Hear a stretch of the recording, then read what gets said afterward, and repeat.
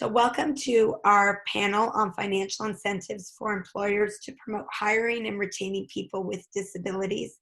When and how do they work? I'm Rebecca Gewurtz. I'm one of the moderators. I'm an associate professor at McMaster University, and I teach in the occupational therapy program.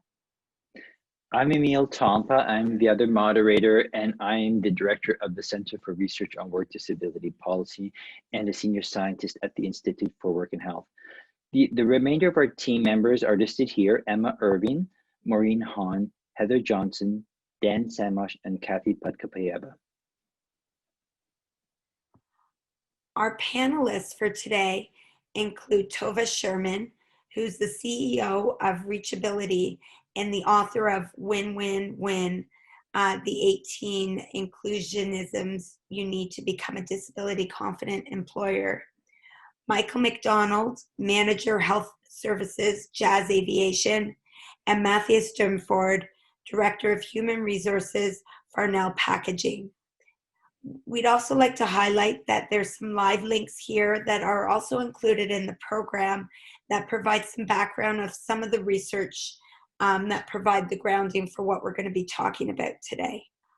Today we're going to be talking about financial incentives, and we use the term financial incentives quite broadly to include the benefits that have monetary value that are offered to motivate and encourage specific behavior that might not otherwise occur. And in this context, we are talking about supports and services that are provided to employers that they might otherwise have to pay for or do for themselves to enable them to hire, accommodate, retain, and promote people with disabilities. So we'll now turn it to, we'll now provide some overview of our projects. Okay, so I'm just going to speak to this slide, and this project or initiative has multiple components and two funders. At the front end, we work with some funding from Ontario, the Ontario Human Capital Research and Innovation Fund, where we undertook a scoping review. And then a second part of that was field knowledge and Ontario case studies. The two links were provided in the earlier slide for those two pieces of work. They're completed. We're now on to the third component where we're developing a resource for Ontario. The second set of funding projects are funded by the Social Science and Humanities Research Council, and we're just starting off now in modules 1 and 2, where we're doing some field knowledge gathering and mapping of the Canadian policy arena, and then we're looking at international environmental scan of good practices. That's a 3-year project, so we'll be moving into the other phases of modules 3 and 4 and 5 in the years to come. Thank you. So now we're going to turn it over to our panelists to share their insights. Hello there, and thank you so much, Rebecca and Emile, for allowing me to speak about some of the realities of working in this field here in Nova Scotia. I'm certainly proud to be coming to you from Nova Scotia, where we have the highest per capita percentage of persons who do self-identify as living with disability. And it's not surprising to me that a lot of innovation is coming from our community. I'm the CEO of reachAbility Association and the author of a new book on disability confidence for employers called Win, Win, Win. Wow, it happens to just be here. And that's about the 18 inclusionisms that you need to become a disability confident employer. So I'm here today both as a CEO who has experienced the benefits and some of the challenges around what we term here as financial incentives. And what I wanted to say most importantly is, it is my belief that without the proper education for the folks that are dealing with that HR hiring side in mainstream employment, no matter what we do or what we say or what we offer in terms of financial incentive, it's not enough. What we need to be sure is that financial incentive is inclusive of, as in it can be, so I'm just saying, to me it's been the most important, is education. In fact, one of our inclusion is education and osmosis. And what I mean by that is, if you truly want to be a disability confident employer and you truly want to benefit from all of the financial incentives that are out there, then you need to understand that that begins with a foundation of understanding the self, meaning the leaders. One of my sayings is the fish stinks from the head, because it does. We need to understand that if we haven't learned about disability in a healthy way, we're going to spend far more time avoiding it than any financial incentive can manage or meet. So for me, financial incentives, just to be clear, are rarely, as you have stated already, in the form of a wage subsidy. One of our employers is here today, Mathias, and he'll address that. But what we look to do is understand the employer's needs and identify ways we can support those needs in a really concise way, because we value both their time, but we understand they do require a little education on the way. So for instance, a great example of us using a financial incentive is what we call the speed meeting. At reachAbility, we have a plethora of services, but I really want to focus on this because it is really a smart use of financial incentive. We call it speed dating without all the awkwardness, because we bring together a minimum of 10 employers, and we ask each employer to be hiring. And we open it even during COVID, with COVID restrictions here in Nova Scotia. We've been very careful. 10 people at a time will come in there. Everyone's properly spaced. But just to let you know, it has continued. And what it is an opportunity to bring people who have never interviewed, or bring people who have engineering degrees, to one room and allow them to meet employers that are not just entry level, but have employment at all levels. The one we're going to, in fact, we're doing a speed meeting this week.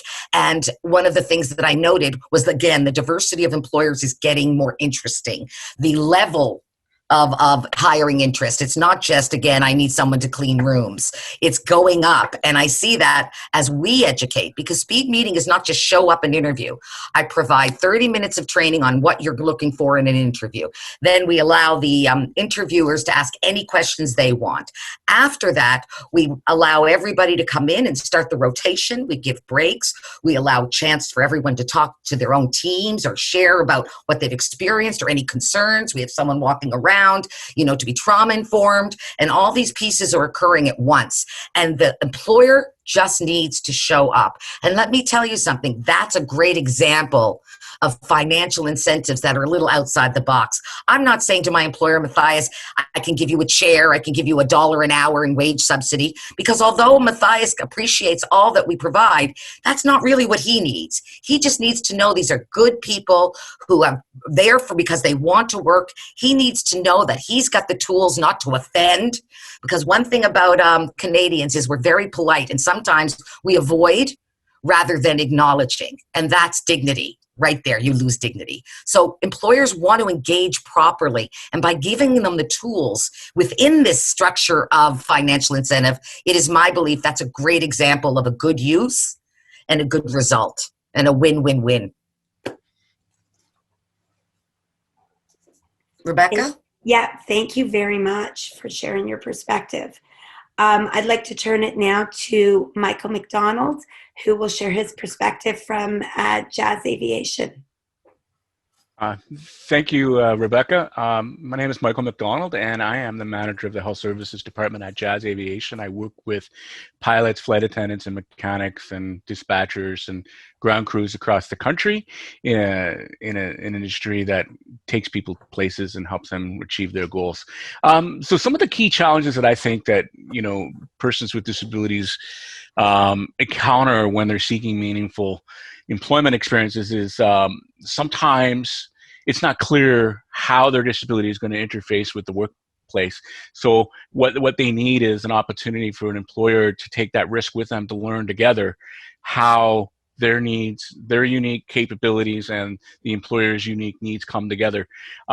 So one of the challenges is that employers have a set idea of what they think they need in these jobs, and when somebody presents as lacking certain capacities but still having a whole lot of other capabilities, the employer may end up intentionally, unintentionally taking a risk-averse approach, and they want to focus on efficiency, they want to focus on standardization, and they want to focus in on things. So like Tova was saying earlier, Canadian employers tend to want to be polite, and they avoid. So they avoid things that might require a little bit of effort, and they might avoid things that require a little bit of customization and out-of-box thinking. So the value of these types of programs that you're talking about today, Rebecca, is the fact that it gives an incentive to put aside that polite risk aversion and try something new, because somebody's making an investment and effort, and somebody's really trying hard to bridge that perceived gap in the person's capabilities and the employer's needs. So I know as a person with a disability, when I was starting my career, I had a hard time convincing employers that my hearing impairment wasn't going to be an issue, right? So I had to find an employer that was willing to take that risk with me and help me learn what I could do and how to take advantage of my strengths on the job. But it was a challenge. So these types of programs really help bridge those gaps. And I think that that's a really neat opportunity about, financial incentives, whether it's by a way of a wage subsidy or using accelerated recruitment programs that, reachAbility does that are really wonderful and useful, because that's time, and time is money, and that is an incentive, right? So that's something that's really important. And when the employer is coming to these situations, they're really not clear, right? Because as I said earlier, they're focusing on standardization. We have position profiles, we have standard sets of tasks that we're asking people to do, and everything is about efficiency management, and everything is about streamlining the process. And when you have somebody that doesn't necessarily fit into that cookie cutter, you end up getting into the employer's instinct of saying, okay, that's not going to work. And then all of a sudden, that's where you end up alienating an entire enthusiastic workforce of people with disabilities who really have a lot to offer. And if we could just move outside of that standardization thinking. So some of the resources and supports and services that can help us overcome those things, it was definitely be the financial incentives, definitely creative recruitment drives, and really open conversations. And Tova hit it on the head when she talked about education, the importance of education, having open conversations and allowing the community of persons with disabilities to learn what employers need, but also allowing employers to learn what value proposition that this community of people with disabilities can bring to the workplace. And it comes in a whole lot of different ways.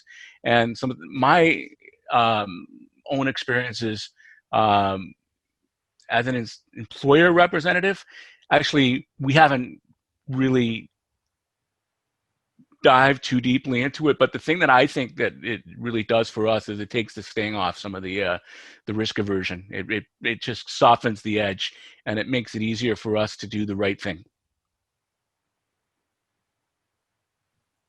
Thank you. If I could, I'd like to just add to Michael, because you said that so well, Michael, but the risk aversion thing, which is just a matter of knowing also that we're there. So if something were to go beyond that, Mathias might give me a quick ring and say, look, we really like this guy, but here's a piece we might be struggling in. He knows that I'm going to keep going and work with that client. We have what we call the after employment job developer, AEJD, and it's not that common that people are followed once they've gone on to the job, but we feel that's like crucial, because those first 3 to 6 months are just so important. And we want the employer to know that the education doesn't stop as soon as they walk in your door. We want the employer to know we're here. And I think Michael really touched on the importance of it. And I just wanted to know that we understand the importance of it from an NGO perspective and a service provider perspective. And I agree 100%.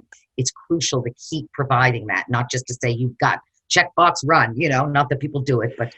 The brilliance of what you're doing there, Tova, is the fact that you're creating a safe place for a conversation. Right? Because that's what employers need, is that they need that safe place to learn, and they need that safe place to kind of say, this is my concern, without offending the individual, but you can go to this objective third party and say, this is where I'm anxious. What can we do to calm that anxiety? And then you can kind of soften it out, and then it makes it easier to engage, because it's all too easy to go with the safe bet of the person without a disability. Right? So what you're offering is a really critical opportunity to have a safe conversation. Appreciate it. That's really helpful. I'm going to turn it over to Mathias to give his perspective. And then I am going to let some of this other conversation happen between the panelists, and we'll take it from there. So Mathias, did you want to introduce yourself and share your perspective?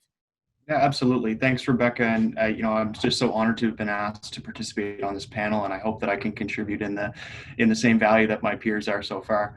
I reflected a lot over the last couple of days on where I might be able to contribute and how I can offer, what those challenges that employers might face in recruiting. And I landed on, one of the main reasons would be our pragmatism. And from this panel, I'm learning that there's another term which is called disability confidence, and I think that really holds a lot of employers back with how they can participate in this space.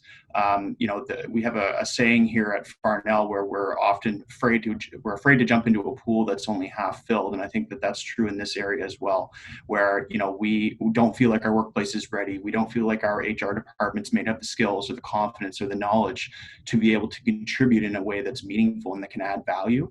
And so that pragmatism, I think, really does hold us back. Workplace culture, I think, can also play a pivotal role in that. Our trainingness, our openness, Tova and Michael both hit on that already. There's a real opportunity from a financial incentive perspective to be opening doors there and allowing that comfort to seep into organizations at all levels, not just in the HR department, not just in the management suites. That's at supervisors and peers and the structure. And I hear so often from our team here, they're afraid to ask questions. How do I approach this? How do I ask that question? They're afraid of stepping on toes. It's that dignity piece that Tova hit on, the unknown unknowns. And I think in a lot of ways that holds employers back. Some of the folks on the panel have already talked about a lack of flexibility. We're trying to fill a position with a very specific criteria, and I think that also gets in our way. We have a lack of willingness to plane the edges of the square hole as we try to fit the round peg in, and I think it's really important that we note for every new hire, regardless whether they're a person with a disability or not, no person enters the workforce as a perfect match for any position. And I think that until we can get our head around that and grab that planer and make it work in a way just by being a little bit flexible, we're going to continue to face those hurdles. Another piece that I sort of really sure if it has any value here is that corporate responsibility, social responsibility. I'm not really big on this area. I feel like a lot of employers are looking for those keywords on their website, keywords that when they go to a conference they can push that message forward. I don't think that corporate responsibility is the best way to open the discussion. I don't think it's the best way to raise the issue, and I don't think it is the driving factor for making these decisions and playing in this space. I think that it's perhaps the wrong lens to be looking at it through. And another thing I reflected on a little bit that it sounds like we'll talk more on later is the disclosure process.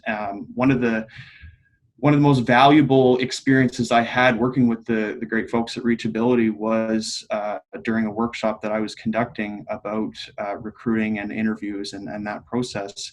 And at that time, I indicated that my preference was that folks would declare whenever they feel it's comfortable when they're in the interview. And I heard from someone about that, and I gained that perspective from them about why it's so difficult to do that, how there's a lack of trust in that space. And Tova, you said a word earlier, so you mentioned osmosis, and I think that's what you were talking about. For me, I gained more experience in conducting the workshops than I suspect the participants even took from them, right? And I think that it's through those conversations, through that osmosis, that employers can really get the knowledge and the confidence they need to be adding value. Safe space, I think, is extremely critical, and I think that's a challenge that both persons with disabilities as well as employers face. And Michael, I think your point's a good one about reachAbility in particular. They have done that, and it is a safe space. And if I have a question, or if an employee has a question, we can approach that organization in a way that's non-judgmental. We can take our armor off, and we can meet there and have that open dialogue, and that is so critical to move the needle on this. So to answer, the question that the panel is looking to answer here about financial incentives, I think that shared experience, learned experience is one of the most important ways. For me, the speed meetings have helped with that. I have a personal experience as well that may have contributed to my understanding of people with disabilities and what they face. I have a brother who, for 26 or 27 years, had mild depression and didn't feel like he had a safe space to let us know about that. And it really opened my eyes as a person and a brother as to how things can be missed, and unless we have that safe place where we can talk about it, it's going to be a challenge until we can find that. So partnerships with organizations, I think that some of the other panelists have already mentioned the onboarding, but I think it starts before that. We started using phrases like pre-boarding and pre-hiring. I think that it's very critical at that point in time, whether with a person with disability or otherwise, that we know that the job experience is defined within that first day, first week, first month period, and there's so much good work that can be done ahead of time to make sure that we're both hitting the ground running in that place. So.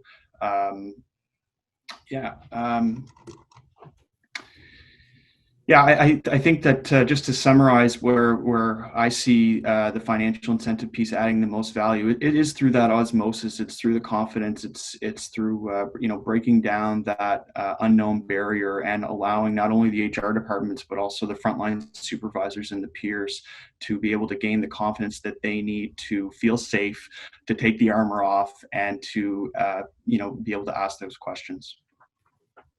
If I may, Rebecca, and just to jump on that, I'm really, that's why it's win-win-win, because if we all actually thought about it, and let me just very quickly tell you, I know about Stephen Covey, wrote great stuff about win-win, the guy with the used car doesn't have to rip off the guy buying the car. That's what win-win's about. Both could get a decent deal.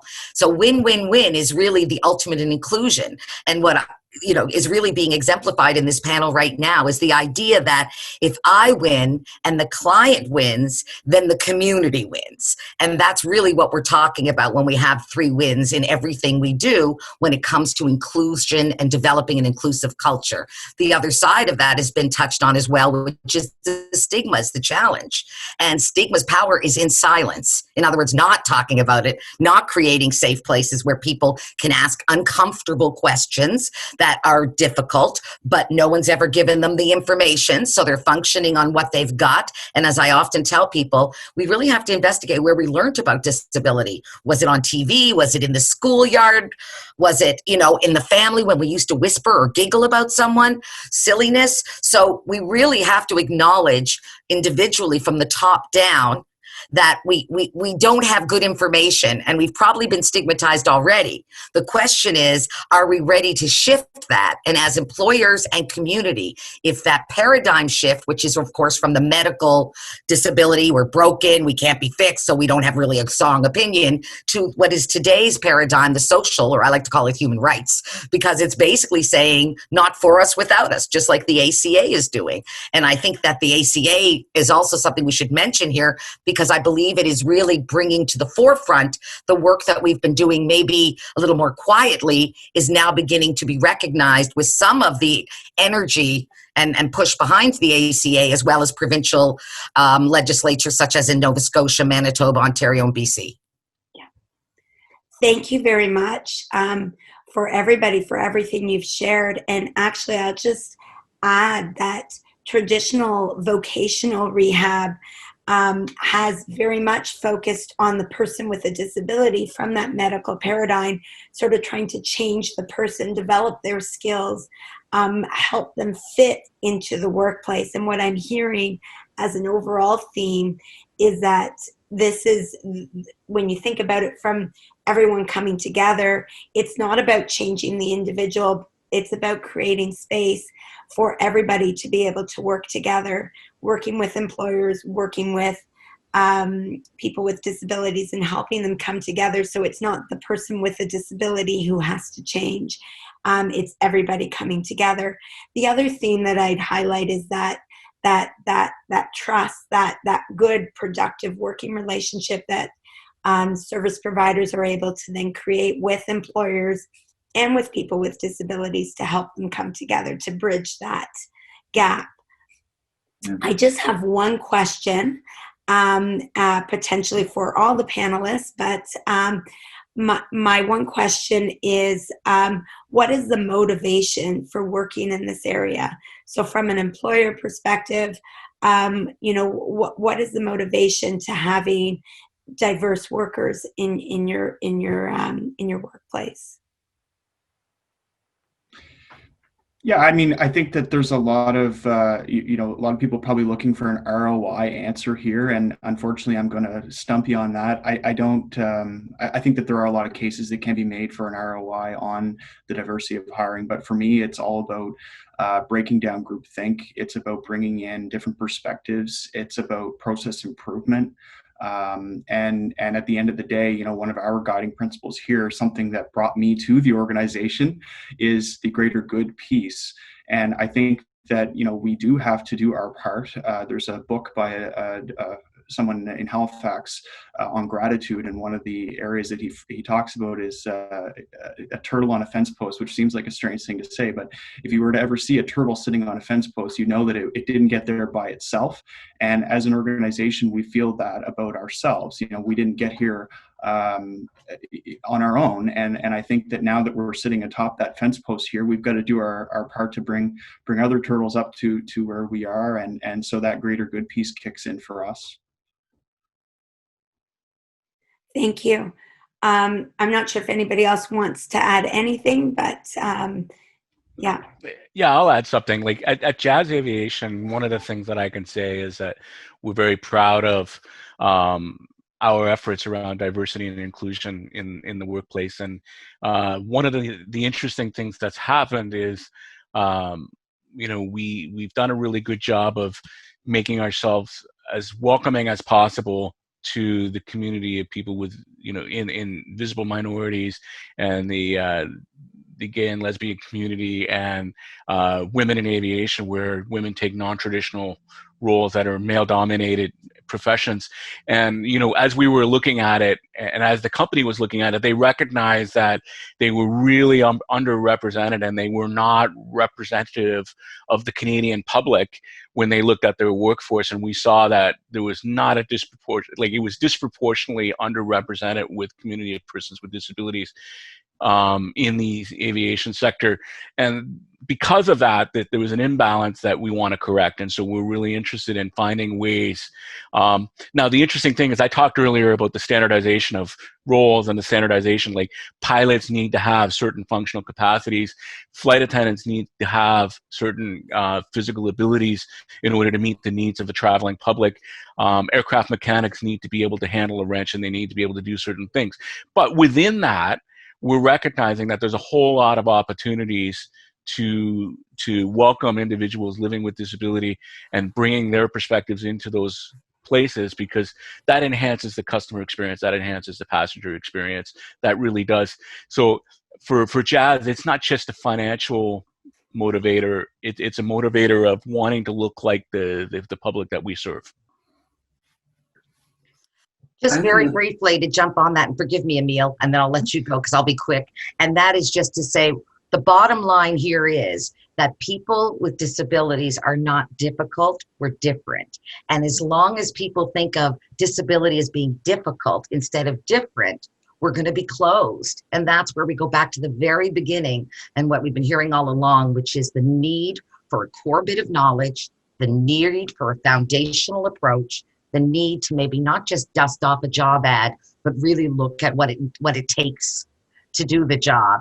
And that's the things that we need to see happening if we're going to be realistic about how financial incentives can be applied. And just to be very clear, sometimes they don't work well. Certainly I have seen what we would call subsidy grabbers who just keep taking subsidies and ultimately never keep the folks. We know not to work with people like that. It doesn't last long. But I really want you to know that the majority of employers are open and interested, but they don't have the tools, they don't have the knowledge, and frankly, their management team perceives inclusion as a new add-on. And unless that message is altered from the top down, everyone's going to think it's more work, not better results or win-win-win, which we at this table all know it is. Please, Emile, why don't you wrap us up? Well, actually, I had a question, and you're hitting the nail on the head of what I was thinking too, because sometimes I've heard people talk about reframing it because it's not a charity model, but that there's an opportunity to tap into talent. There's often labor shortages, difficulty in finding people to fill positions, and there's this whole talent pool that just hasn't been tapped into. and that there is a lot. I mean, you mentioned, all of you, that it's not always the first thing you think about is the financial bottom line, but ultimately it does help the organization in a number of operational and other outcomes that are really critical. I'm just wondering if you might want to elaborate on that aspect of it, you know. I have to just say that criticals beyond that. Let's use COVID as a tremendous example right now. The ability for large agencies and governments and even large corporations to kind of shift and create some sort of nimble movement is very challenging. As an NGO, we were able to move within 5 days, get our VPN set up, my entire team working from home, and developed online strategies much quicker and frankly more efficiently and for much less money than larger businesses who simply can't move that nimbly. I mean, it really is a nimble thing. And I say move on a dime, but essentially we did. And if the agency has the drive, and of course I always say the fish stinks from the head, so if the lead is really willing to do it and prepared to take it on and is, you know, a bit of blazing a trail, then I think that there's been some incredible results. And we have learned as agencies what can and can't be done from home that we really didn't always appreciate could be. There's a tremendous amount of learning coming out of COVID that, God, you know, I'm not suggesting it's a good thing, but there are silver linings even to these COVID experiences in terms of how we're learning to work, what we're learning to do. And for small agencies like mine with financial incentive, we've been able to be nimble enough to keep clients who were disconnected on so many levels connected. The first thing we did after COVID, get our VPNs and start calling clients. Every client we worked with for the last 2 years, we called and asked and did a quick survey. What do you need? What's your urgency? And we got right back into it because many of them said to us, I still need to work. So how does that look? So we didn't have the luxury of going home for months on end. We had to get moving quickly because we had a responsibility to our community that overwrites everything except for, of course, health and safety. Great, thank you so much. Is there any other questions that you guys want to ask each other? Otherwise, we can, yeah. Michael, I have a question for you. How influenced has the new attempt to be more inclusive been on, for instance, job ads? Meaning, are we reframing our job ads? Are we looking at them more creatively, or are people really resistant to that piece? Because I always call the job ad like a calling card. If it's not stating we care, now I'm not saying it shouldn't be right person, right job, because you and I know, Michael, that's the case. We don't want the wrong person in the job for the wrong reason. But Right. Are the ads changing? I think that we're starting to see some evolution in the ads for sure. And you know, one of the things that I've run into within Jazz that we're needing to reflect on and be careful about is the fact that in that pursuit of efficiency and that pursuit of standardization and you know, with Jazz, like using Jazz as an example, we receive thousands and thousands of applications for jobs like flight attendant. So when we're looking at that and we need to take the time to evaluate all of those jobs, we need an efficient process. So we put it through the website and we make it go through this. And the challenge with that is that, one, it does create an efficient process for selecting the potentially really strong candidates. But the problem with that process is that it can be alienating for a small segment of people that are not going to match that cookie cutter approach. So we have that internal dialogue at Jazz a lot about, you know, are we unintentionally alienating certain populations? And for example, we had a situation where there was a candidate who was a sign language user, and the video conference, the video hire view platform, he ended up responding to all of his questions because it's a self-directed interview.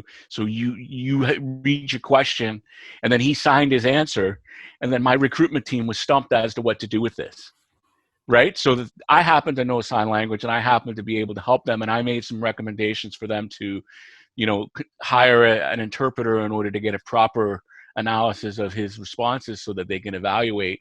The challenge was that he was applying for a job where hearing capacity was a critical feature of the job because CB radio and all of that, but he wasn't aware of that. So that ended up not being a possibility. But these are the things that the relentless pursuit of standardization and avoiding customization ends up alienating certain people. So we need to do a better job of that.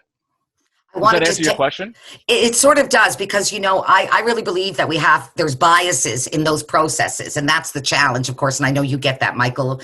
And for me, it's just really challenging because, especially in the larger corps, you know, they have keyword type applications, and those are really biased because they leave out some very good people. On the other hand, as you said, if the person needs to have excellent hearing and doesn't have hearing, that's wrong person, wrong job.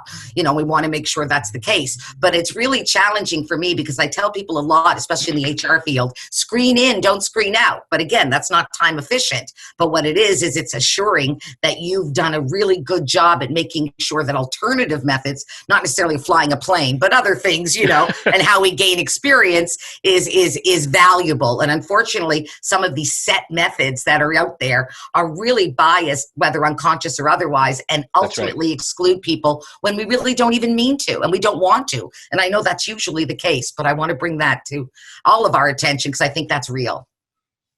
I think it's absolutely real, Tova. And to answer your first question, I would say that even our job ads here, we've got a long way to go before we're doing what we need to be doing there. And I think you're right that even though we don't use that, you know, the screening systems or the keyword functions, you know, we have our own biases and we bring those whether we want to or not. And I think that there's always opportunity for us to hone in on what those are and to correct that system that is, you know, disenfranchising others. And back to the connection with those outside organizations and the financial incentives, you know, we've learned a heck of a lot from even the job creators at Reach about how we can adjust the language or adjust approach to ensure or at least increase our likelihood that our net will be cast wider and that it will bring in more diverse hiring. Thank you, everybody, so much. Perhaps we'll leave it at that and hope that during our live session, there's lots more opportunity for discussion. And thank you very much to all of you for sharing your perspectives. Thank you all, yes.